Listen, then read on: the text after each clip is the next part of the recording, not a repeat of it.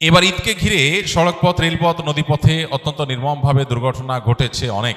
গত বছর তুলনায় এটি অনেক বেশি। এই বিষয়গুলোকে কিভাবে দেখছেন? নিশ্চয় দুর্ঘটনা নাকি দায়িত্বশীলদের অবহেলা? দেখুন, ঈদ এবং বড় বন্ধে দুর্ঘটনা আমাদের দেশে নতুন না, কখনো হয়তো বেশি, কখনো হয়তো কম। এই ঘটনাগুলো আমাদের মৌলিক এবং বড় একটি সমস্যা সেটাকে ইঙ্গিত করে এবং চিহ্নিত করে।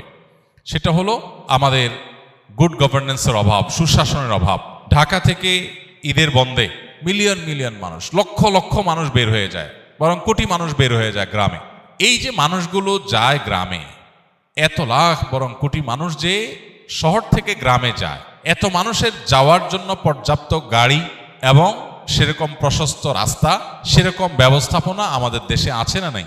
নাই। তো যেহেতু নাই, সেহেতু এই মানুষগুলোকে সার্ভিস দেওয়ার জন্য বা এই চান্সে কিছু উপার্জন করার জন্য নষ্ট গাড়িটাও রাস্তায় বের হয়। ড্রাইভার একা কত ট্রিপ দিবে, দিতে দিতে দু চারটা ট্রিপ হেল্পার দিয়েও দেওয়ায়। কারণ মানুষ আছে, যাত্রী আছে, গাড়ি নাই, হেল্পার নাই, ব্যবস্থাপনা নাই, তো ভাঙা বা নষ্ট গাড়িও রাস্তায় বের হয়ে আসে। এক্সপার্ট লোকের পাশাপাশি আনায় লোকও বের হয়ে আসে। ফলশ্রুতিতে দুর্ঘটনা ঘটে। আর অনেক কিছু আছে, সবগুলো মিলে দুর্ঘটনা ঘটে। এই যে দুর্ঘটনাগুলো ঘটে, এটা তো নতুন না, প্রতি বছরই হয়। আমরা গা সওয়া হয়ে গেছি। দেশটা স্বাধীন হয়েছে 50টা বছর হয়ে গেছে। এই শুধু একটা সেক্টরের কথা আমরা এখন বলছি, যদিও কোন সেক্টরটাতে আসলে আমরা দেখাবার মতো উন্নয়ন ঘটাতে পেরেছি যে হ্যাঁ আলহামদুলিল্লাহ, এদেশে খাদ্যের কোনো সংকট নাই, নিরাপদ খাদ্যের কোনো সংকট নাই। পৃথিবীর অনেক দেশ আছে যারা হয়তো আমাদের পরে স্বাধীনতা অর্জন করেছে বা মাত্র 30-40 বছরের মধ্যে ডেভেলপমেন্ট করেছে। তার আগে তারা আসলে আমাদের চাইতে অনেক পিছিয়ে ছিল। এরকম বহু দেশ আছে যেখানে খাবার নিয়ে আপনার কোনো টেনশন নাই।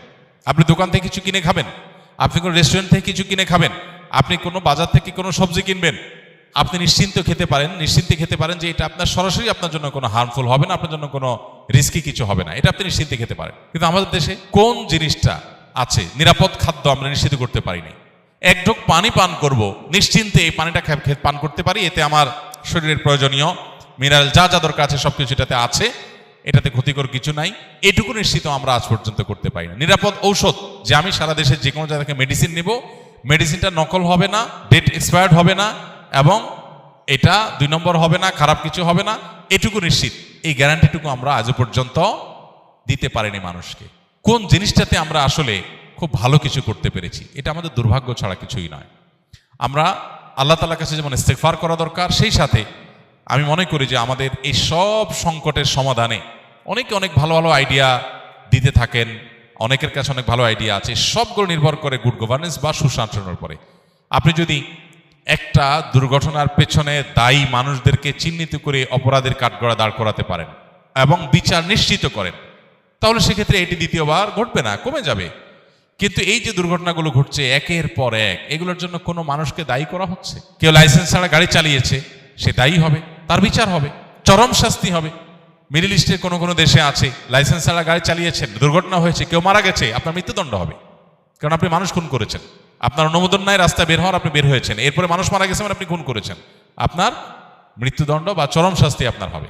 এই যে অপরাধ দমনের জন্য সেরকম আইনের শাসন প্রয়োগ, সুশাসন, নিয়ম শৃঙ্খলা প্রতিষ্ঠা, এই জিনিসটা যদি না হয়, তাহলে এই পরিস্থিতিগুলো আসলে কখনো আমাদের দেশে কমবে না, ভালো হবে না। তো এই বছর তুলনামূলক অনেক বেশি হয়েছে, সন্দেহ নাই। এটা সংশ্লিষ্ট যারা আছেন তাদের দায়িত্বশীলতার জায়গাকে আরো অনেক বাড়িয়ে দেয়। কেন অনেক বেশি হলো, ত্রুটির জায়গাগুলো কোনটা, সেটা চিহ্নিত করে সেগুলোকে রিকভার করার চেষ্টা করা দরকার। আল্লাহ রাব্বুল আলামিন আমাদের এই ছোট্ট ভূখণ্ডকে বাসযোগ্য করে দিন। আমরা বের হওয়ার সময় জীবন মৃত্যুর ভয়, আতঙ্ক নিয়ে আমাদের বের হতে হয়। আমরা কেউ বের হলে মৃত্যু তো যে কোনো মুহূর্তেই হতে পারে, কিন্তু এই যে অস্বাভাবিক মৃত্যু এত অধিক পরিমাণে অবহেলাজনিত কারণে, আমাদের ব্যবস্থাপনাগত ত্রুটির কারণে, এটা কোনোভাবেই আসলে গ্রহণযোগ্য হতে পারে না। আল্লাহ রাব্বুল আলামিন আমাদের যে সমস্ত মানুষগুলোকে আমরা হারিয়েছি ঈদের বন্ধে বিভিন্ন দুর্ঘটনায়, আল্লাহ তাআলা তাদের সবাইকে শাহাদাতের মর্যাদা দান করুন। ঈমানদারদেরকে আল্লাহ তাআলা মাগফিরাত নসিব করুন। আর শোক সন্তপ্ত পরিবারকে আল্লাহ শোক সইবার তৌফিক দান করুন। যার যায় সে জানে সে কি হারিয়েছে। অতএব এই মানুষগুলোর জন্য আমাদের যেমন দোয়া এবং তাদের জন্য এরকম সহমর্মিতা দরকার, ঠিক একইভাবে আমাদের উচিত সব কিছুর উপরে গুড গভর্নেন্সকে প্রায়োরিটি দেওয়া। একটা দেশ, আমাদের দেশকে যদি বর্তমান পরিস্থিতি যদি আমাকে জিজ্ঞাসা করা হয়, যে কাউকে জিজ্ঞাসা করা হয় যে দেশে যদি একটা কাজ সবচেয়ে প্রায়োরিটির সাথে করা দরকার মনে হয় সেটা কোন কাজ হবে? তো আমার তো মনে হয় এই দেশকে গুড গভর্নেন্সের আওতায় আনা, সুশাসন প্রতিষ্ঠা করা, এটা হবে সবচেয়ে গুরুত্বপূর্ণ কাজ। এটা হলো একমাত্র কাজ যেটা আসলে অন্য সব কিছুকে ঠিকঠাক করবে।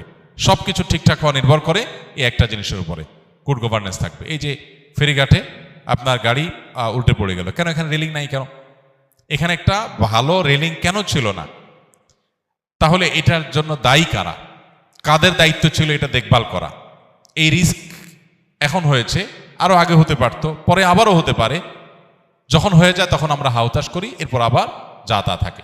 তাই সংশ্লিষ্ট ডিপার্টমেন্টের মানুষদের দায়িত্ব থাকে এই মানুষগুলো যারা নিরাপদে বাড়িতে যেতে চায় তারা যেন নিরাপদে যেতে পারে, নির্বিঘ্নে যেতে পারে। সমস্যার জায়গাগুলো কোথায়, চ্যালেঞ্জগুলো কোথায় চিহ্নিত করে। অনেক কিছু হয়তো আমাদের সামর্থ্যে নাই, গরিব দেশ, কিন্তু বেশিরভাগ জিনিসই আছে যেটা আমরা চাইলেই সলভ করতে পারি। দুর্ভাগ্য আমাদের, এগুলোর জন্য কোনো মানুষকে দায়ী করা হয় না।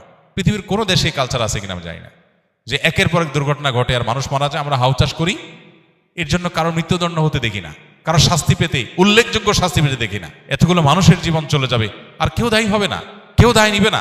কারোর ত্রুটি এখানে নাই, কারোর বিচার হবে না। আপনি মিডিল ইস্টে চলে যান, সৌদি আরবে চলে যান, আপনি দেখবেন যে কোনো মানুষের ত্রুটির কারণে আরেকজন মানুষ মারা গেছে, তাকে রক্তমূল্য দিতে হয়, না দিলে সে জেলে থাকে আজীবন, শেষ, কোনো রক্ষা নেই। বেশ কিছুদিন আগে সৌদি এম্বাসির ঊর্ধ্বতন কর্তৃপক্ষ, ডেপুটি অ্যাম্বাসেডর পর্যায়ের এক ব্যক্তি আমাদের সাথে যোগাযোগ করলেন যে সৌদিতে এক বাংলাদেশের সাথে এক সৌদি যুবকের কথা কাটাকাটির এক পর্যায়ে গাড়ি টান দিছে, বাংলাদেশের ছেলেটা গাড়ি নিচে পড়ে গেছে, মারা গেছে। এখন যথারীতি গ্রেপ্তার হয়েছে, পালাবার কোনো উপায় নেই। সৌদি নাগরিক, তাদের মধ্যে অনেক ত্রুটি আছে, তারা বাংলাদেশিদেরকে অন্যদেরকে অনেক সময় মানুষ মনে করে না, এই টেন্ডেন্সি তাদের অনেকের মধ্যে আছে। এটা যেমন সত্য, আবার এটাও সত্য কেউ এ ধরনের অপরাধ করে পার পেয়ে যাবে এটা সম্ভব না। সে গ্রেপ্তার হয়েছে এবং তার মৃত্যুদণ্ড ঘোষণা হয়ে গেছে, শেষ, যে কোনো মুহূর্তে মৃত্যুদণ্ড হবে।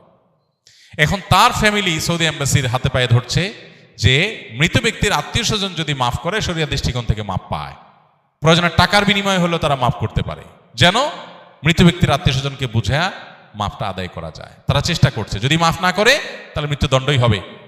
সৌদি বাদশাহ এই মৃত্যুদণ্ড ঠেকাতে পারবেন না। এ হলো আইন, এটাই হলো শরিয়ার বিধান। এখন আমাদের দেশে অর্ধশত মানুষ মরে যাচ্ছে, কিন্তু এর জন্য একটা মানুষেরও মৃত্যুদণ্ড হবে না, একটা মানুষও চরম শাস্তি হবে না, বা একটা মানুষেরও দায় নিতে হবে না। তাহলে একই ঘটনা আবার ঘটবে। আজকে কেউ সাফার করেছে, কালকে আপনি, পরশু আমি, আমার আত্মীয় আপনার আত্মীয়, এই তো। এই জন্য এই দেশে সুশাসন প্রতিষ্ঠার চাইতে গুরুত্বপূর্ণ আর কোনো কাজ নাই। দুর্নীতি বন্ধ, অনিয়ম বন্ধ, আইনের শাসন, আইনের প্রয়োগ, চোখ না দেখে, ব্যক্তি চেহারা না দেখে উপযুক্ত লোককে উপযুক্ত জায়গা বসানো, দলীয় বিবেচনার ঊর্ধ্বে উঠা, এক কথায় রাষ্ট্রের প্রয়োজনকে সবকিছুর উপরে অগ্রাধিকার দিতে পারা। এই কাজটা যদি করা না যায়, সুশাসন যদি প্রতিষ্ঠা করা না যায়, তাহলে এই দেশ কোনোদিন আগাবে না। 5 বছরে কোনো সরকার যদি শুধু একটা কাজ করতে পারে, সুশাসন প্রতিষ্ঠা, আইনের শাসন প্রতিষ্ঠা এবং যথাযোগ্য মানুষকে যথাযোগ্য জায়গায় বসানো, সকল দলীয়, গোষ্ঠীগত, গোত্রগত যে সমস্ত দুর্বলতা আছে, সীমাবদ্ধতা আছে, এগুলোর ঊর্ধ্বে যদি কেউ উঠতে পারে, তাহলে একটা দেশ, আমাদের দেশ এগিয়ে যাওয়ার জন্য আর কিছু লাগবে না। একটা জিনিসই যথেষ্ট ইনশাআল্লাহ। প্রাইভেট সেক্টরগুলো যথেষ্ট ভালো কিছু করতে পারে, শুধু গুড গভর্নেন্স প্রতিষ্ঠা হলেই, ব্যক্তিগত প্রচেষ্টায় বা ক্ষুদ্র ক্ষুদ্র প্রচেষ্টায় দেশ সোনার দেশে পরিণত হতে পারে। আল্লাহ আমাদের দেশকে সেই জায়গায় যাওয়ার তৌফিক দান করুন। আস-সুন্নাহ ফাউন্ডেশন, উম্মার স্বার্থে, সুন্নাহর সাথে।